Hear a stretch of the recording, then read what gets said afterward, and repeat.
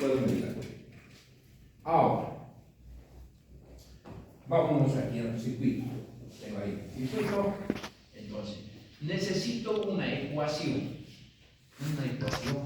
o una fórmula que permita modelar todo lo que estoy diciendo, ¿no? Por lo tanto, vamos a aplicar aquí, vamos a ver que por aquí pasa una corriente, vamos a ir al circuito, aquí va a haber un IDR, la corriente que pasa por la resistencia, un IDC que pasa por el capacitor, tras una malla, digo, segunda ley de Kirchhoff, malla 1, la sumatoria de los FEM del circuito es menos la sumatoria de caída de tensión del circuito es igual a 0. ¿Cuántos FEM hay? Unita. Caída de tensión, hay uno en la resistencia y otro en el capacitor.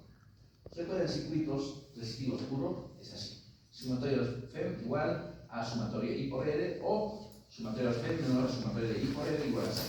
Pero cuando hay otro elemento, aparece la caída de tensión del capacitor. Si hubiera una bobina aquí, menos la caída de tensión de la bobina.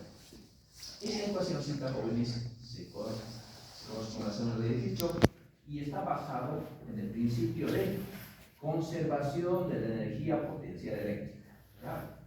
El potencial eléctrico que entra es igual al potencial eléctrico disipado, ¿no? Sigo sin cuadrar en la malla.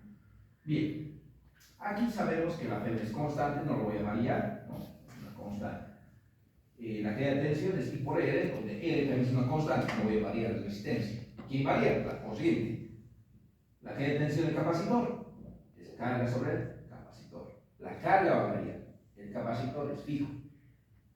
Entonces aquí tengo dos variables, corriente y carga. Para resolver esta ecuación, debo colocar una en función de otra. ¿Qué es lo que hago? Digo, señores, la corriente no es nada más la derivada de la carga respecto del tiempo. Colocamos eso. Hacemos un poco de álgebra, que es una ecuación diferencial que hay que resolver, integramos los límites, y bueno, aquí hay una consideración que es. Para reducir estas ecuaciones, estamos considerando que la carga inicial del capacitor es 0. El tanque está vacío. Esa es la consideración. Porque si no fuera así, fíjense, la integral no sería de 0 a una carga sub, sería de una carga inicial a una carga sub. Si yo del examen les pregunto, ¿no?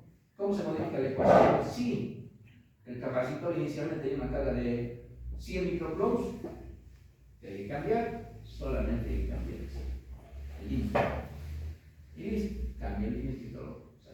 Bueno, hacemos aquí los límites, integramos, esto tendría que hacerlo, ir ahí el proceso y llegamos a esta ecuación.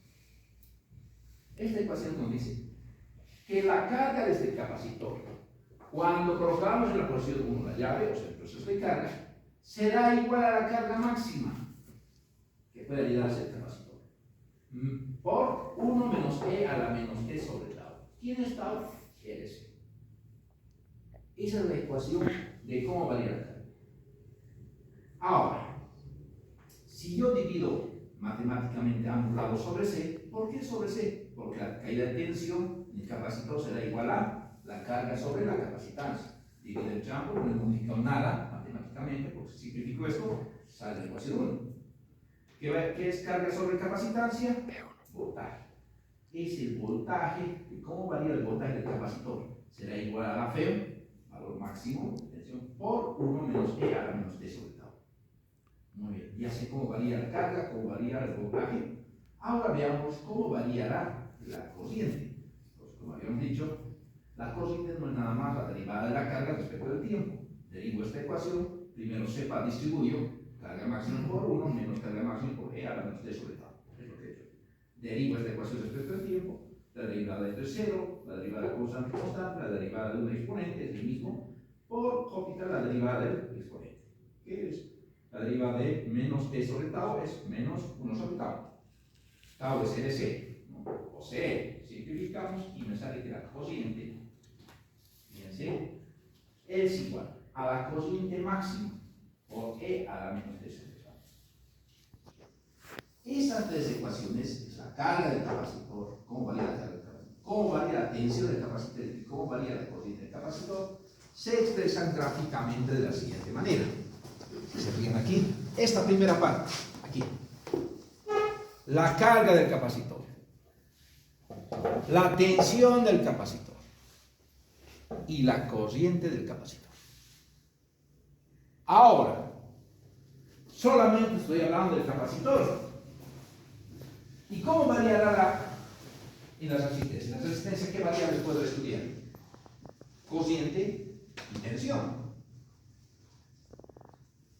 La corriente, ¿cómo varía la corriente en la resistencia? Bueno, es igual al capacitor, porque la misma corriente que pasa por la resistencia pasa por el capacitor. Por lo tanto, la gráfica 3, que está el capacitor, es igual al gráfico de la corriente. ¿Y cómo variará la caída de tensión en la resistencia? El voltaje. Aquí es igual el voltaje, ley de Ohm. Y por él. A esta corriente que pasa por el capacitor es igual a la corriente que pasa por